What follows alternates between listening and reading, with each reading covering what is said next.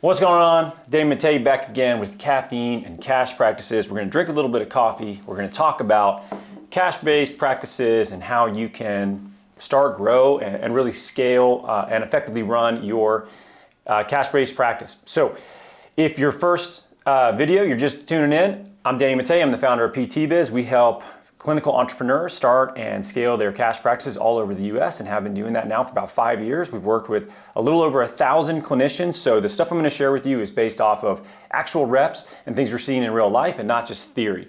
But today what I want to talk to you about really is starting to change some of the ways in which you think about yourself and business. And one of the most effective ways that you can actually improve yourself and improve the way in which you look at your life and the vehicle to success, at least monetarily in life, which is business, is through books. And quick backstory for me, I'm someone that until I got into college, I never actually read a single book, not one. And it's because, well, I thought reading was lame. I thought books sucked. Why read a book when you can play a video game, right? So when I got into college, the first book that I read was actually Harry Potter, ironically. That was in some English class that I had.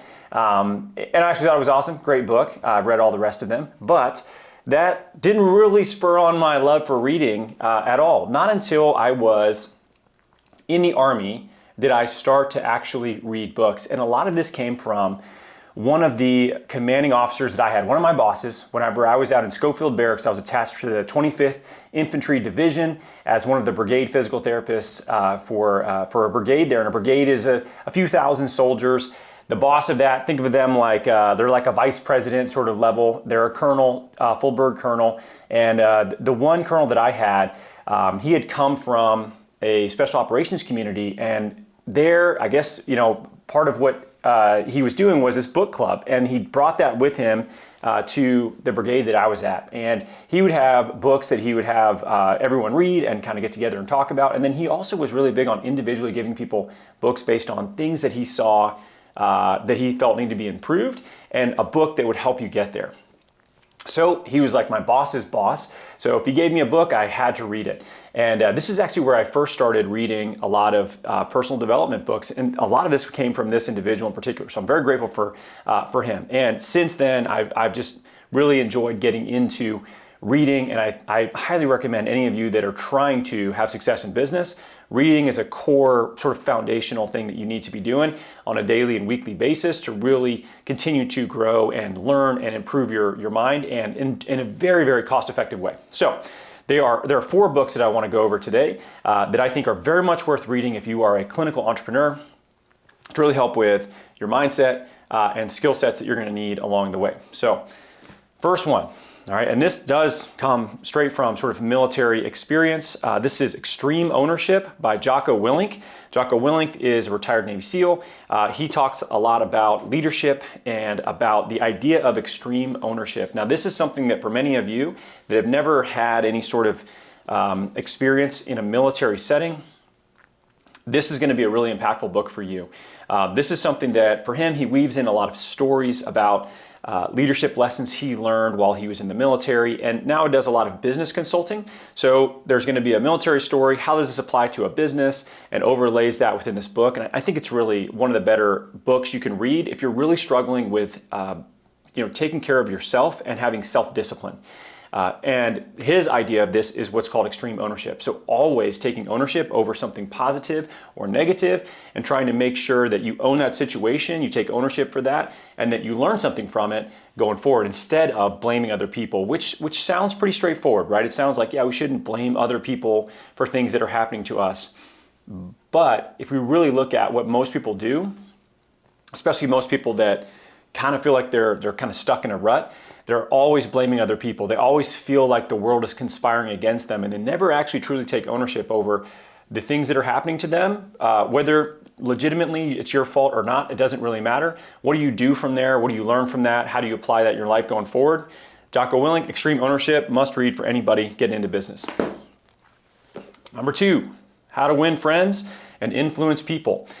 I actually started reading this book while I was out processing from the Army. So when you go through your in a military career, you have to in process at any new location that you go to, and you have to out process in any location that you're at. And this is basically a lengthy process where you're sitting in different offices waiting to get signatures. So you have a lot of time to read books, and it's a really, really boring time in your military career. So I'm sitting there for a couple of weeks waiting to get signatures and waiting to have all my gear kind of taken back and my out processing completed. And this is when I was actually getting out of the military. And I'm sitting here reading this book, and it helped me so much just in that one situation. Dealing with government employees, one of the best ways to do that is to apply the principles in this book.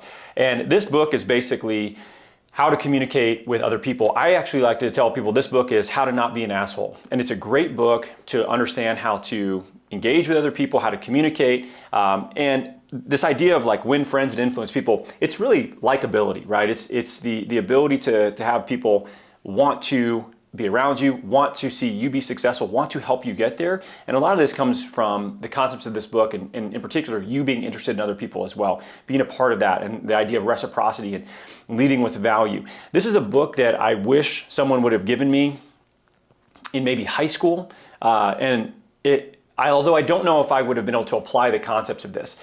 But if you have kids, this is a great book to read with them. I've read this book with my son. But for entrepreneurs, what's great about this book is you're going to have to meet other people in the community in a service-based business. And that might scare you a little bit. You might get some anxiety with that.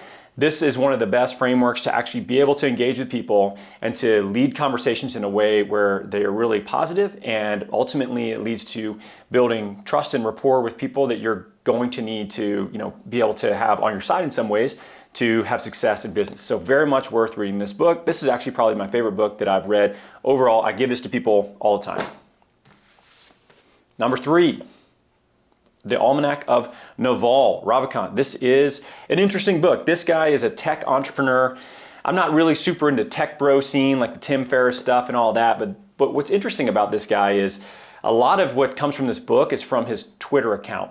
So for someone like myself who struggles to actually sit down and finish a long book, these chapters are short, they're very specific. It's like tweets that are expanded upon. And half of the book is on wealth, the other half of the book is on happiness, which is interesting because most people chase wealth and they are very unhappy along the way. And then oftentimes they become wealthy and they realize just how unhappy they are and how much they need to work on that. And his process for this is to realize that happiness is something that's important to think about as well, not just monetary success, which seems simple, seems like an obvious concept, but for many of us along the way, we lose sight of that. So what I like about this book is it's these two different elements. It's very short, very specific sort of points that he gets to with stories that are weaved in there with legitimate business stories that he has from companies that he's been a part of, grown, sold, acquired, all kinds of stuff. A very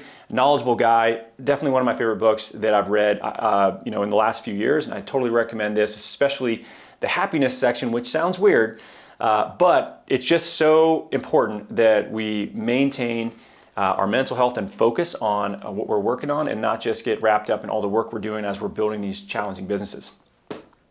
Last one, and this is another one that I give to friends all the time, is Stillness is a Key. This is by Ryan Holiday. Ryan Holiday is, I would say, probably my favorite author today. He writes a lot on, self-development, stoicism. He's big into that. But prior to that was really a high-level marketer, working for bigger companies doing that. And what I like about this book is it really helps us in an age of constantly being bombarded with shit, like this video, for instance, right? This is just content that you're consuming, and our brain gets so used to just more and more and more content, more and more information thrown at us, and we're bombarded by things that are changing constantly. The idea of finding quiet space both around you and in your own mind is something that is incredibly important, that most entrepreneurs that I work with, they are typically very driven. They are always kind of working towards trying to achieve some goal, and usually we never stop and actually embrace the fact that we have accomplished a lot and that we can be content without being complacent. And that's a very challenging thing to to do.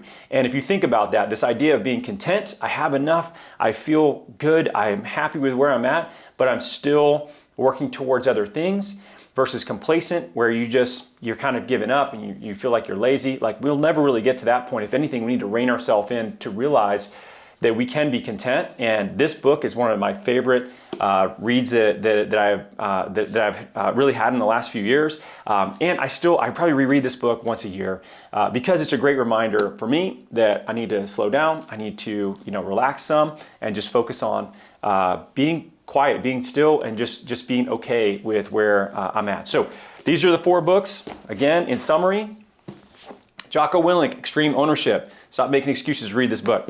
How to Win Friends and Influence People. If you suck at talking to people, read this book.